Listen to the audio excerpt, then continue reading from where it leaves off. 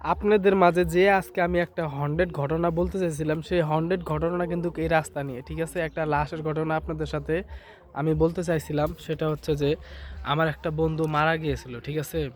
সে মারা যাওয়ার পরে আমরা কিন্তু অ্যাম্বুলেন্সে কিন্তু এই রাস্তা দিয়ে নিয়ে আসছিলাম। এই রাস্তাতে নিয়ে আসার পর কিন্তু অনেক একটা অলৌকিক ঘটনা ঘটছে, ঠিক আছে? এই রাস্তা পাড়ি দিয়ে কিন্তু আমাদের বাড়ি যাইতে হয়। সামনে একটা দেখতে পারতেছেন, একটা যেগুলো আমরা বাঁশ বলি, বাঁশঝাড়, ঠিক আছে? আরও কিন্তু এদিকে অনেক প্রচুর ছিল, তো এখন কাটছে।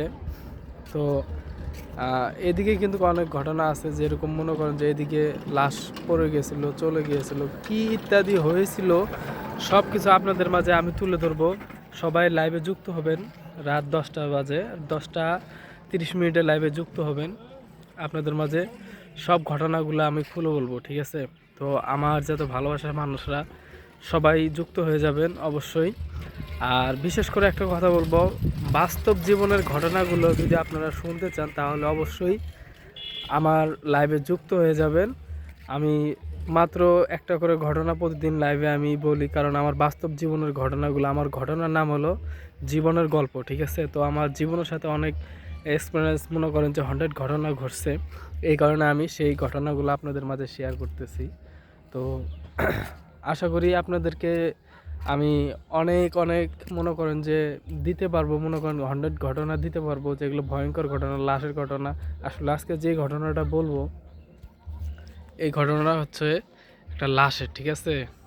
ও ফাঁসি দিয়ে মরছিল, মরার পরে পোস্টমর্টম করা হয়েছে নিয়ে আসার পরে। তো অনেক রকমের ঘটনা ঘটছে। তো আমি এই ভিডিওটা আপনাদের মাঝে দিলাম। অবশ্যই আমার লাইভে যুক্ত হয়ে যাবেন এই ঘটনাটা শোনার জন্য, ঠিক আছে? তো এই দেখেন এই আড়াটা, ঠিক আছে? এই বাদঝাড় কিন্তু তখন ছিল না, এদিকে আরও ছিল। মনে করেন যে এই বাদঝাড় কিন্তু আরও ভয়ঙ্কর ছিল, মানে এদিকে আরও আসিল। তো এখন বর্তমান নাই, এগুলো কেটে ফেলছে।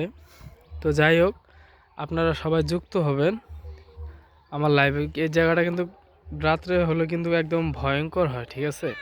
যখন রাত হয় তখন এই জায়গাটা কিন্তু পুরো একটা ভয়ঙ্কর জায়গা, ঠিক আছে? কিন্তু এদিকে যেমন দেখতেছেন এখন বসত বাড়ি, মনে করেন যে ক্ষেত খামার জাতীয় কিছু দেখতেছেন, এগুলো কিন্তু সন্ধ্যার পরে কেউ, কিন্তু সন্ধ্যার আগে কেউ এই পর্যন্ত আছে, কিন্তু একটু পরে দেখবেন যে কেউ থাকবে না, কারণ বিকাল টাইম, এই সময় সবাই একটু আছে, তারপরে থাকবে না। আর আপনারা সবাই আমার লাইভে যুক্ত হবেন, আর বেশি বেশি মানুষকে পৌঁছে দিবেন ঘটনাগুলো। আসলে এই ঘটনাগুলো কিন্তু মানুষ মনে করেন যে বিশ্বাস করুক বা না করুক, একান্তই তার পার্সোনাল ব্যাপার। আসলে বিশ্বাস করা না করা একান্তই আপনার পার্সোনাল ব্যাপার, কিন্তু এটা মেনে নিতে হবে, আত্মা বলতে কিছু আছে।